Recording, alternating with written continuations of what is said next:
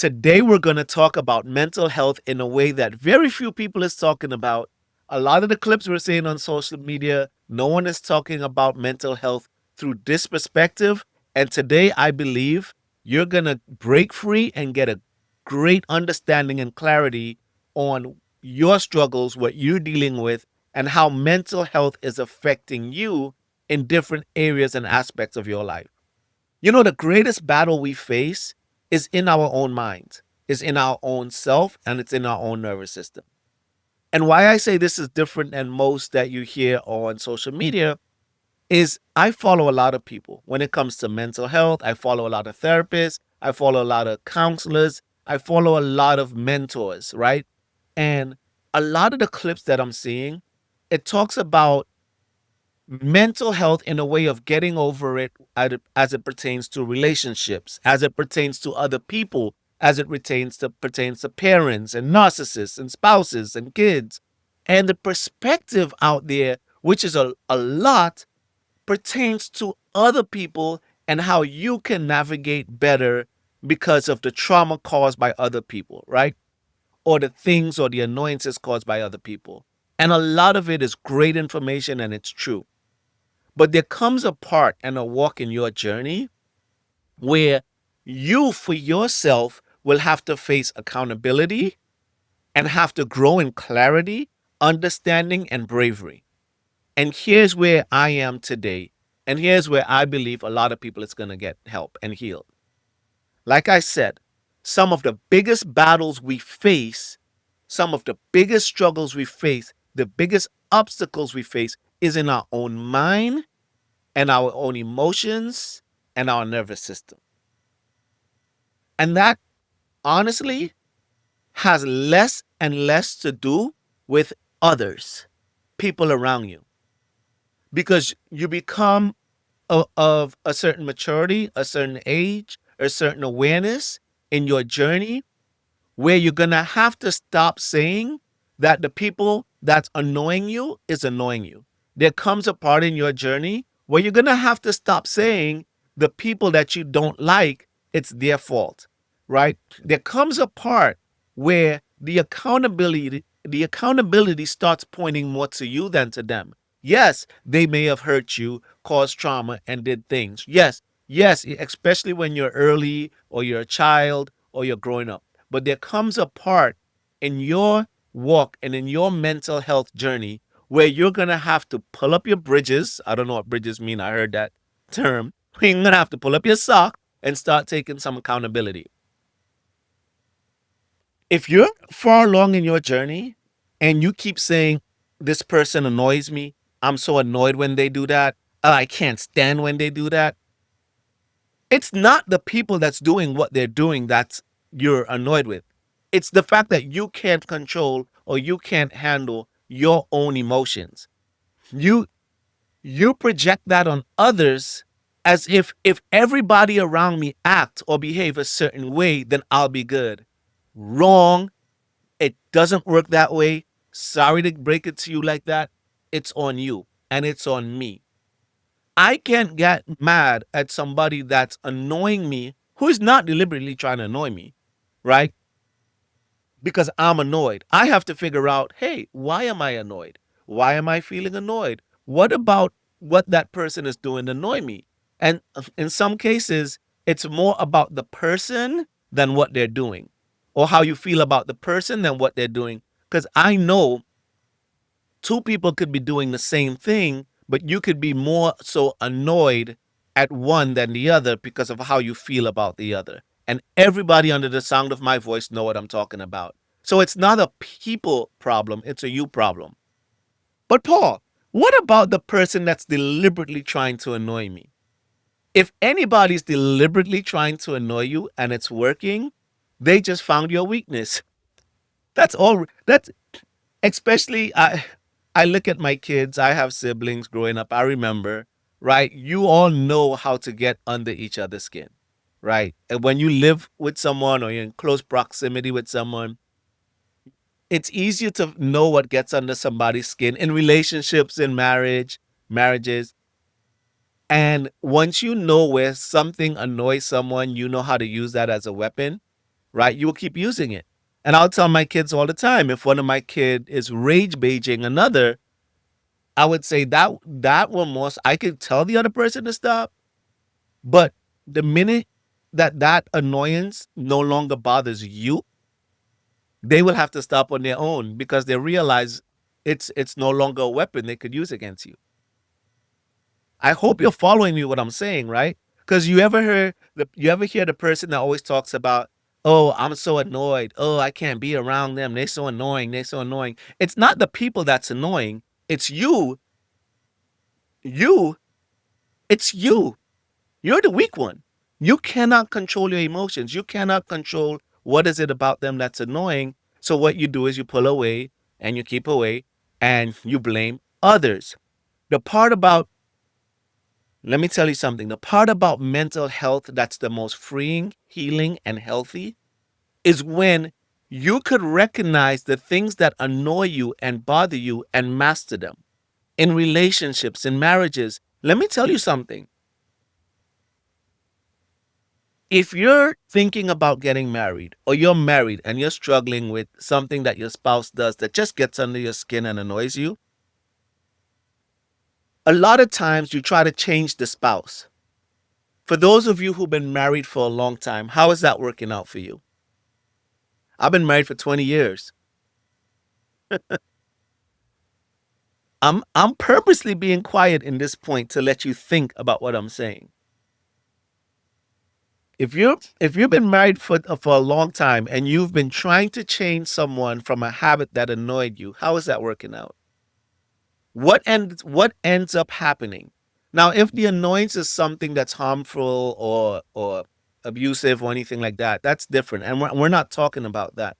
I'm talking about annoyances that you yourself haven't been able to master your emotion.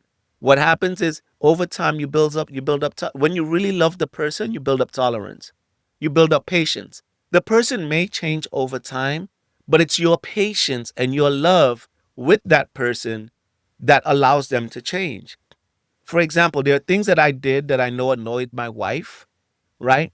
She was patient with me, and the change came from me, not from her trying to force me to change, but from me recognizing this annoys my wife. I got to do better because it didn't become a thing of contention where my wife tried so hard to change me and get frustration.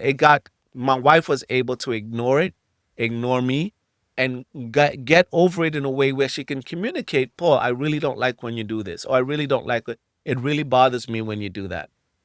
And in a relationship, when you communicate properly, I will know like every time I do that thing, it bothers her. She don't like it. So I will try to adjust. Right. But what if I forget? What if I mess up? What if I make a mistake? She is less annoyed with me because she knows that I try. She might see it, be like, oh boy, but she knows like I'm trying. So that annoyance is not there. But guess what? She had to put in work. She had to be patient. She had to understand. There are some things that I still do after 20 years, and now my wife laughs and rolls her eyes and be like, it's been 20 years. He ain't changing now. And it's stupid little things, right? Stupid little things that just I know it's below the surface. It's not gonna like make or break the marriage. So I know that her tolerance with that developed over time. And why I'm talking about annoyances, because this goes beyond annoyances. This goes beyond somebody that's trying to rage bait. This goes beyond, um, whatever the case may be. We keep looking at outward, at the people that they need to change, and this one needs to change, and I can't stand them. So we're pulling away from those people, right? Or we're expecting those people to change and we're annoyed. Or we could look at inward and say, okay, this person is not healed, right? The other person. This person is not going to change, but that's not my problem. What I need to work on is how I could be in their presence and be good. It's how I could be in their presence still, right? And they not affect me or they not annoy me. And that is the key, ladies and gentlemen. That is what you need to work on. I don't have the exact cure for your particular whatever that is. But I have the path. I have the roadmap. I have the roadmap that says, okay, start with you. Let go of the control and the need to change and fix that person so that now you're not annoyed because they adjusted. Start practicing being not annoyed because you've adjusted, regardless if this they change or not. That is the part that no one is talking about. Those are the clips that I'm not seeing on social media. Start learning on how to you adjust. So regardless if they change, they fix, it no longer bothers you, annoys you, rage bait you, or get you upset because you have healed and those things don't bother you. Now you can your emotional well-being is not damaged. Your nervous system is not rattled. You're not triggered. They haven't changed. They're still doing the same thing that used to annoy you. They're still doing the same thing that used to rage bait you. They haven't changed for themselves. That's fine, baby. That's between you and God. I have to give an account to God for how I live on this earth and how I walk. So I'm dealing with me. I'm healed. You don't bother me. You can't annoy me. You can't frustrate me because I'm working on me and I'm following that path. That's the path, guys, that you have to be on. That's the part. When you stop saying, looking at everyone around you and saying, they annoy me, they upset me, they trigger me. And when you start to look at, why am I annoyed? Why am I triggered? Why? If they're just doing them, what does that have to do with me? That's where I am in my journey, focusing on me, what I have to do, because when I go before God, it's between me and God. I have to give an account for the life I live, for the decisions I made and the choices I made in this life. I can't go to God and be like, well, they annoyed me. They did this. They did that. No, I could go to God and say, hey, God, I prayed for them. I prayed for them. I did recognize those destructive patterns. I did recognize those sinful natures, but I prayed for them. Let me tell you something, guys. We use the term discernment to talk about other people or to judge other people. You know what discernment is used for? Discernment is used to try the spirits, not the person. And that's scriptural. When Jesus discerned something in people, he was calling out Satan. And people say in the Bible he called people Satan. No, he was calling out Satan that was using people. Right? He called people children of Satan. He was talking to the demons that was operating in people. So discernment is a tool that allows you to have a sensitivity for the spirits that's been operating. Discernment is a tool for good and evil. Remember, people, we're all evil. We're all born into sin. We just have to choose which spirit we are going to live under, the Holy Spirit or the enemy. It's that simple. So whenever you hear people say, oh, they're not something about that person, my discernment. No, don't use discernment to judge people. Discernment is used for the spirit. I pulled it up even right before I got on this to define discernment, and then I wanted to define it in terms of the Bible in a biblical way. But like the definition of discernment means the ability to judge well, to distinguish between truth and error, right and wrong, or wise and unwise choices. But in a spiritual sense, discernment is often described as a gift from God that allows people to perceive his will, recognize his voice, and see through deception and false appearances. So the biblical definition of discernment. In the scripture, discernment is a God-given ability to distinguish between good and evil, truth and deception, the spirit of God and false spirits. And then it gives you a bunch of scriptures in Hebrews and other scriptures in the Bible, right? So your discernment is a spiritual gift to discern between the spirit of God and the enemy. That's what discernment is. Okay? And we we're so focused on looking at people, others, and how others affect us.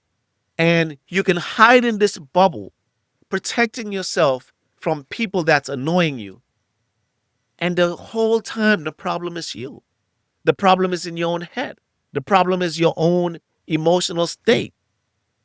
I've been told all my life is about how you make people feel. In life, it's all about how you make others feel. I'm tearing that up, guys. I'm tearing that up because that's not the entire truth. It's not the whole truth. As a people pleaser, as an ex people pleaser, that is not the truth. Life is not all about how you make people feel, right? Scripture tells us we are the light of the world. God light is what's going to shine out of us. We don't even have to try. We just need to be in alignment with God. He does the rest. Because if I'm living my life to make you feel good, I could be losing myself focus on making everybody happy. No, life is about looking internally, aligning myself with God, and being accountable for how I live, how I act, how I think, how I feel. When those things are in alignment, right? The people around you will be blessed. You won't have to be worried about how you make others feel because when you're in alignment, others will be comfortable around you. Why? Because you would not be easily triggered. You would not be easily annoyed. You will know when those feelings arise, and you will know how to counteract them because you have lived, walked, and journeyed in the path that is truth. You will know how to communicate if you're feeling annoyed and recognizing, hey, why am I feeling annoyed? Oh, I'm tired. I'm overstimulated. Like, and you stop blaming the people or getting mad at the people that's quote unquote annoying you. Those people are free to live their life. They're free to be loud. They're free to laugh. They're free to joke. They're free to do whatever they need to do. Leave them alone and let them be happy and live. Focus on you and focus why you were annoyed and you deal with you and stop taking your annoyance out on other people. Ladies and gentlemen, I'm telling you, I know this is hard truth to hear. I understand that some of you may hear this and it may be hard, but if that is you, if you are triggered and upset and angry, but it's this person's fault and that person's fault and this person offended me and that person annoy me, know that you are the problem and your response to those things are going to push people further and further away from you. Focus on you and focus on understanding why you feel that way. And if you need help, ladies and gentlemen, this is why I'm doing this show. If you need help, ladies and gentlemen, this is why I am here to tell people to go find help, go get help. It may take a few tries trying to find a counselor or therapist or or life coach, or if you can't afford it or you don't have insurance, there's resources, there's churches, there's mentorships. Find somebody outside of yourself. If you cannot find it within yourself, start with prayer, go to God, but start focusing inward on you. What are you doing? And I guarantee you that's the path where healing begins. Ladies and gentlemen, my name is Paul Larry, and this was another episode of the Paul Larry Podcast. Thank you for joining and be blessed. And I can't wait to see you guys next week.